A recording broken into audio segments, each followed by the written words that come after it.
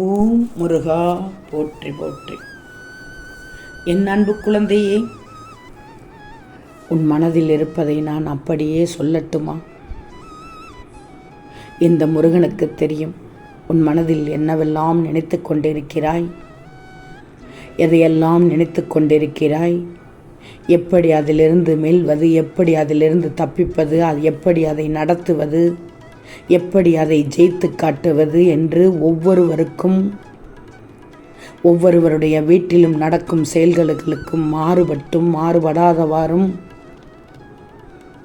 உன்னுடைய எண்ணமானது எந்த ஓட்டத்தில் ஓடிக்கொண்டிருக்கிறது என்று எனக்கு தெரியும். எல்லோர் மனதிலும் நான் இருக்கிறேன்.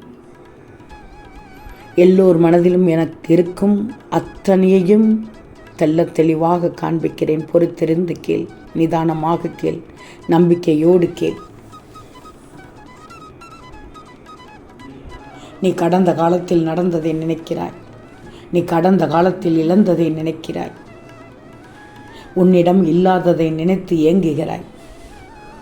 எதிர்காலத்தில் எப்படி இருக்கும், என்ன நடக்கும், உன் மனம் நிறைவாகும்படி நடக்குமா நடக்காதா என்று ஒவ்வொன்றையும் யோசித்துக் கொண்டிருக்கிறாய்.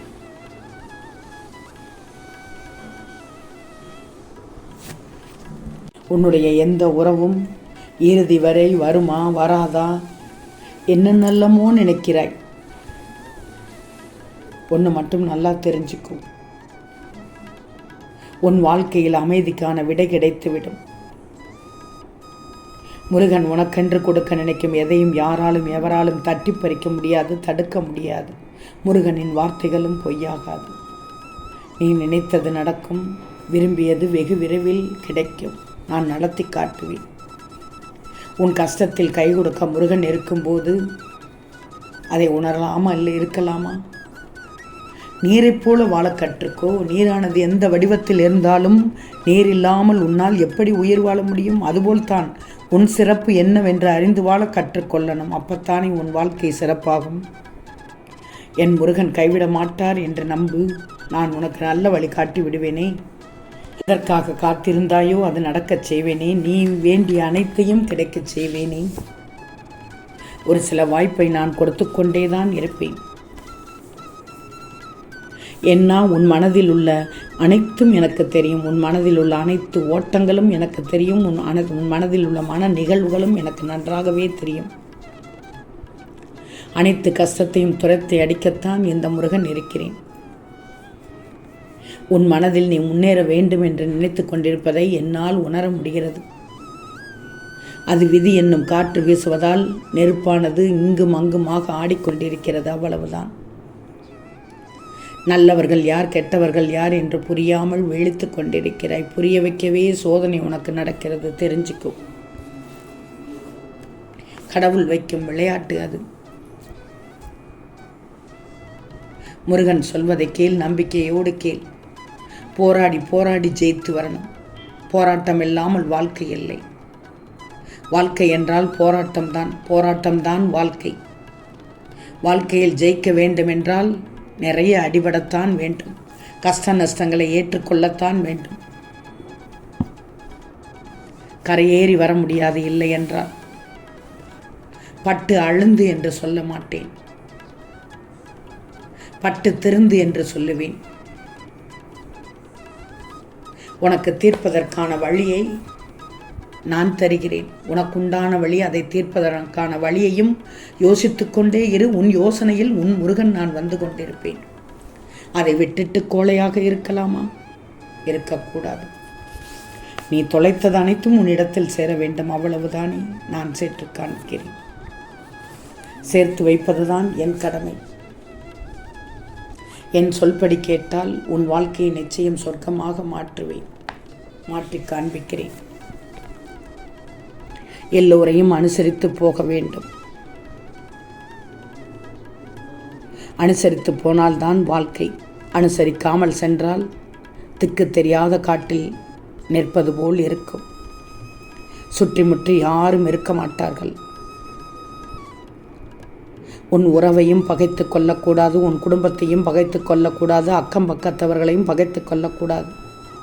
எல்லோரிடமும் பகையாக இருந்தால் உனக்கென்று யார் இருப்பார்கள்?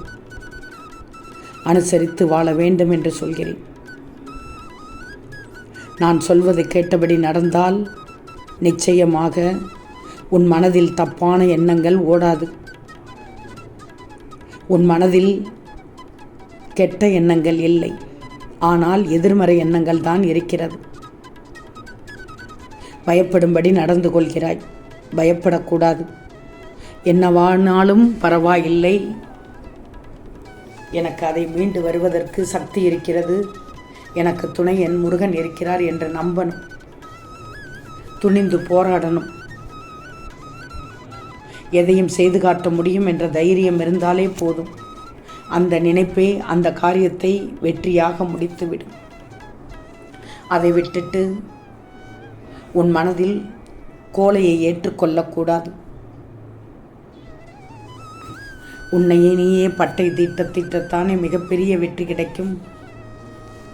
நிச்சயமாக உன்னுள் வலுவான சக்தி இருக்கிறது. நீ கற்றுக்கொண்ட சரியான பாடம் நிறைய இருக்கும்போது அதையெல்லாம் தாண்டி உனக்கு என்ன செய்ய வேண்டும் என்று தெரிகிறதோ அதை செய்.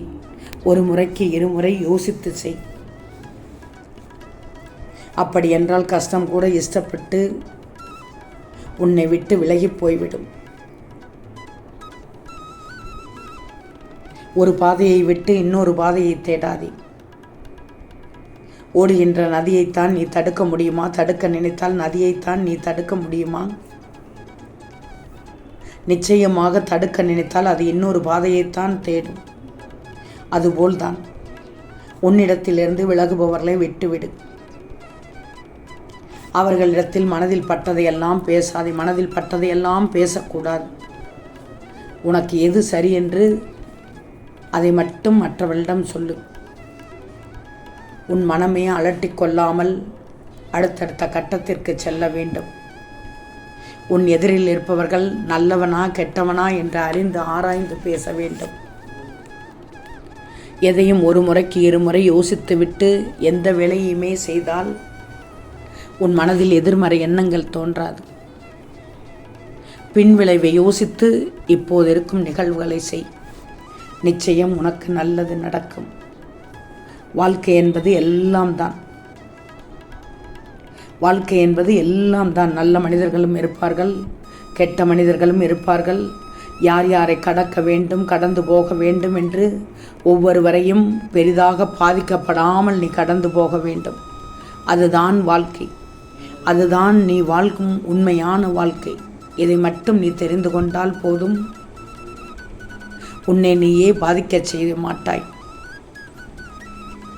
நான் சொல்லும் அறிவுரைகளை எல்லாம் கேட்டால் உனக்குள் அனைத்தும் நல்லதாக நடக்கும். உன் மனதில் இருப்பதெல்லாம் நல்லதாகவே தோன்றும். ஓம் முருகா போற்றி போற்றி.